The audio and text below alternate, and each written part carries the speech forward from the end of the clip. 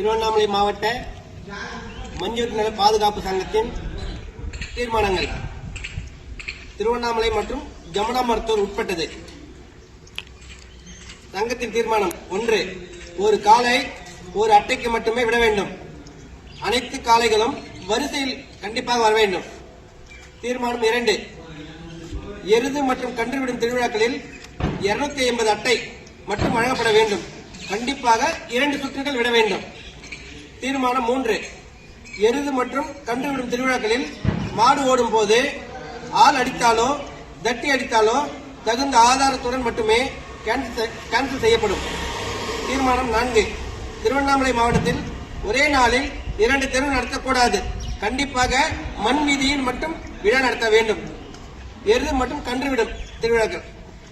தீர்மானம் 5. 2 அட்டை போடும் காளை மற்றும் கன்றுகளுக்கு 1 மாத தடை மற்றும் 10,000 ரூபாய் அபராதம். 2 அட்டைக்கு பரிசு வாங்கினாலோ அந்த பரிசை கண்டிப்பாக சங்கத்தில் ஒப்படைக்க வேண்டும். இது திருவண்ணாமலை மாவட்ட மஞ்சள் நல பாதுகாப்பு சங்கத்தின் தீர்மானமாகும். கண்டிப்பாக இது அனைத்து காளை உரிமையாளர்களும் கண்டிப்பாக கடைபிடிக்க வேண்டும்.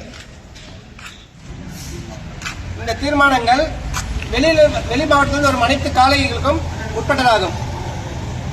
நன்றி.